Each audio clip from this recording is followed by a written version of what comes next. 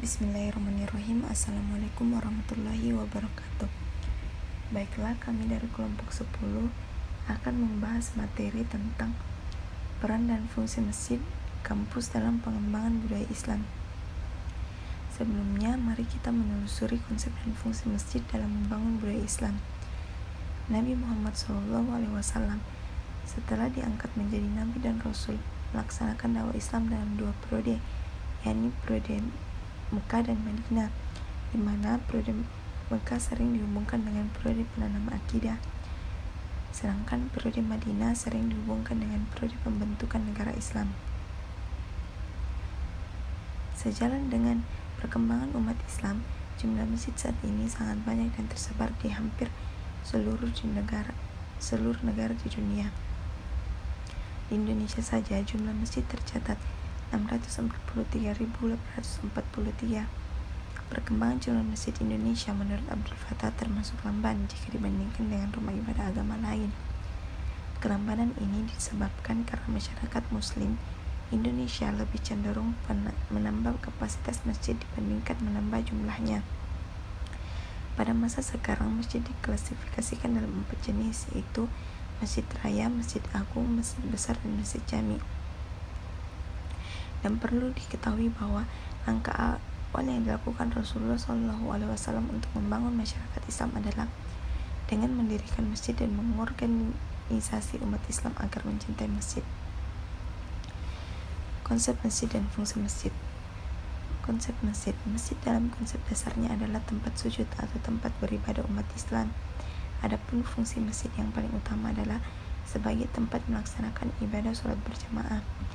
Dari sahabat Ibnu Umar radhiyallahu anhu, Rasulullah SAW pernah bersabda yang artinya sholat berjamaah itu lebih utama 27 derajat daripada sholat sendirian. Fungsi masjid sebagai sarana pemberdayaan umat yang sangat penting, masjid memiliki fungsi yang sangat mendasar, yaitu yang pertama, fungsi zikir. Dengan zikir, hati kita kembali mendapatkan siraman nur ilahi. Hati pun bersih dari berbagai sifat tercela yang dipenuhi prasangka, dendam, dan marah. Orang yang kosong dari zikir kepada Allah biasanya condong pada perpecahan bukan kebersamaan, memelihara kecurigaan bukan kemesraan, memunculkan prasangka dan fitnah bukan cinta dan ketulusan.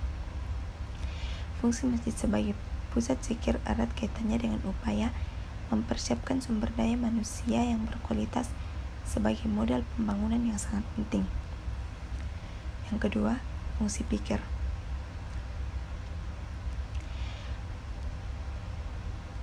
Ali bin Abi Thalib berkata, tidak ada yang lebih berharga daripada sebuah kemerdekaan dan tidak ada yang lebih mulia daripada selesai menunaikan kewajiban.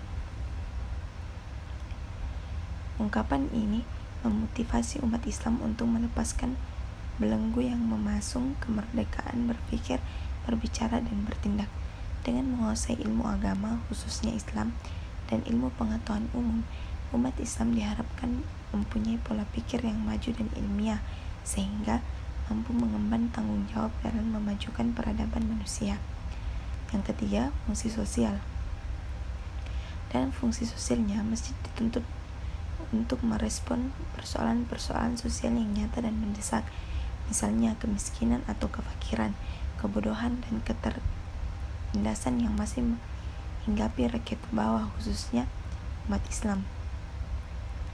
Sudah saatnya umat Islam membebaskan diri dari kefakiran, baik kefakiran dalam ekonomi, sosial, politik, budaya, dan seterusnya. Saatnya masjid dihidupkan sebagai salah satu jantung kehidupan dan denyut dari umat Islam dengan memaksimalkan 3 fungsinya, yaitu fungsi zikir, fungsi fikir, dan fungsi sosial, sebagaimana yang telah saya jelaskan sebelumnya. Saya Izarianti akan menjelaskan tentang menggali sumber historis, sosiologis, dan teologis tentang konsep masjid dan fungsi masjid kampus dalam membangun budaya Islam. Untuk sumber historis dan sosiologis, bahwa pada masa Nabi Muhammad itu ada 3 tipe masjid yang dijadikan bahan pembelajaran bagi umat muslim. Yang pertama, Masjid Quba.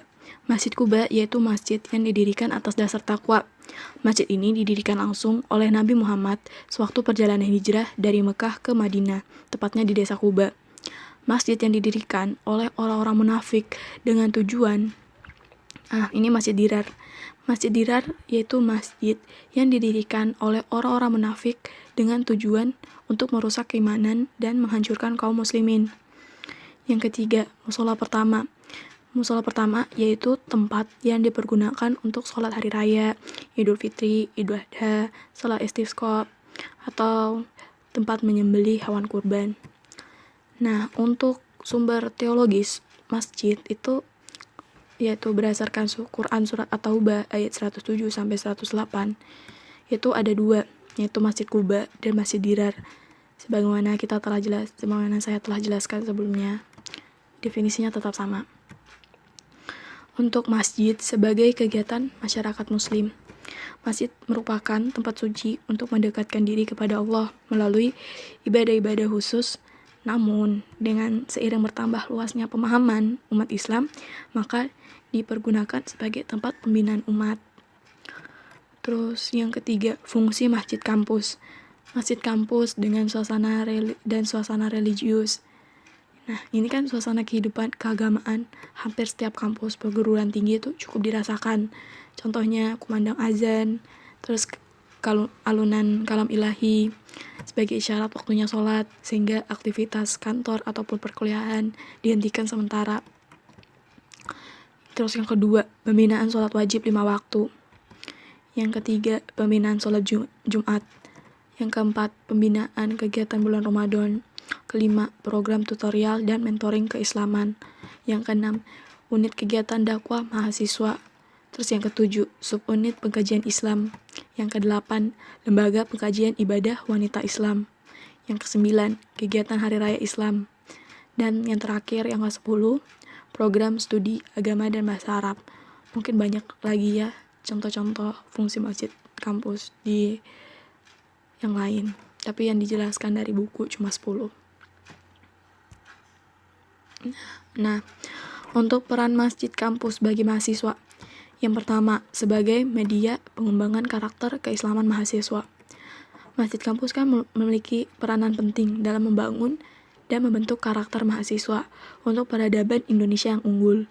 Nah, dengan adanya masjid kampus, diharapkan mahasiswa dapat memanfaatkannya sebagai sarana untuk pengembangan kompetensi diri, memupuk dan memperkuat karakter, dengan cara melakukan kajian-kajian keagamaan Islam, peribadatan, ataupun sebagai pusat syiar Islam kepada masyarakat luas. Yang kedua, sebagai pencegahan radikalisme. Pengaruh paham dan ideologi radikal semakin merisaukan warga kampus di seluruh Indonesia. Bagaimana tidak sedikit mahasiswa yang masuk dalam kelompok-kelompok radikal. Nah, untuk menangkal keagamaan paham radikal dan fundamentalis, perlu adanya usaha. Ya, bagaimana kita melaksanakan program-program kreatif, gerakan guna menjaga masjid dari paham-paham tersebut, lebih sering menghadirkan penceramah yang menyejukkan hati, menenangkan situasi agar tetap kondusif, seminar, dan lain-lain untuk menolak radikalisme tumbuh di lingkungan masyarakat maupun akademik.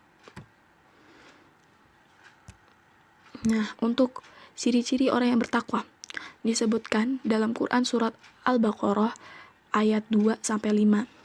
Yang pertama, selalu mengimani kepada satu-satunya zat yang gaib, yaitu Allah Subhanahu wa Ta'ala. Nah, cara mengimaninya bagaimana? Ya, dengan berzikir. Nah, untuk ciri kedua, selalu mendirikan sholat.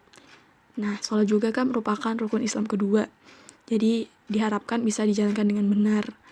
Nah, karena kita bertingkat, ya harus menjalankan ciri pertama dulu, ya dengan berzikir. Dan ke ciri kedua, kita kombinasikan dengan sholat yang khusyuk, dengan berzikir, agar kita terhindar dari sholat sahun atau sholat yang lalai yang tidak ada zikirnya. Sebagaimana kita tahu, manfaat sholat kan untuk menghindarkan perbuatan keji dan mungkar. Untuk ciri ketiga, yaitu orang-orang yang bertakwa selalu menginfakkan hartanya. Nah, harta itu kan milik Allah yang dititipkan pada kita. Jadi, kita harus sadar bahwa harta dunia itu hanyalah ujian dari Allah dan harus dipergunakan di jalan Allah dengan berbagi, bukan untuk bersenang-senang menuruti nafsu dan syahwat. Untuk ciri keempat, yaitu mereka yang beriman kepada Al-Quran yang diturunkan kepada Nabi Muhammad dan kitab-kitab sebelumnya.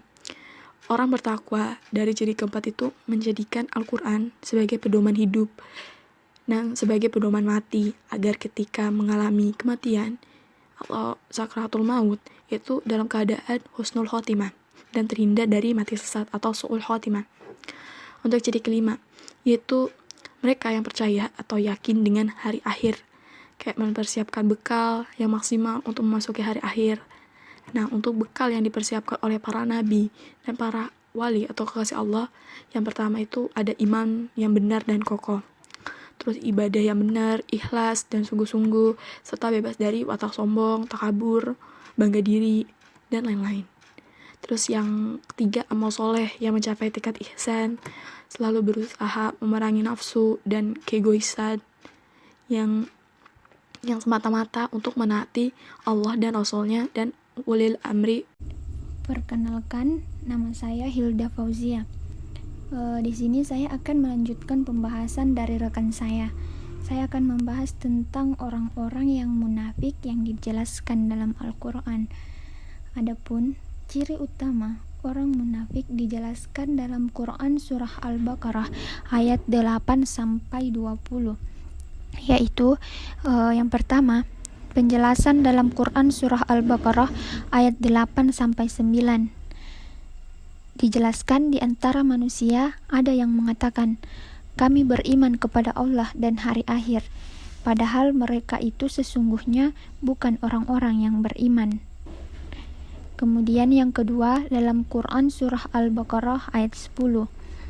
Dalam hati mereka ada penyakit, lalu ditambah oleh Allah penyakitnya, dan bagi mereka siksa yang pedih disebabkan karena mereka berdusta. Kemudian yang ketiga, dalam Quran surah Al-Baqarah ayat 11-12. Kerusakan fatal yang mereka lakukan, yakni membuat-buat agama berdasar selera dan nafsu keegoisannya. Mereka menciptakan sebuah keyakinan religius berdasarkan nafsu dan akal pikirannya, lalu mereka merasa sudah berbuat kebaikan. Kemudian yang terakhir, penjelasan Quran surah Al-Baqarah ayat 13-20.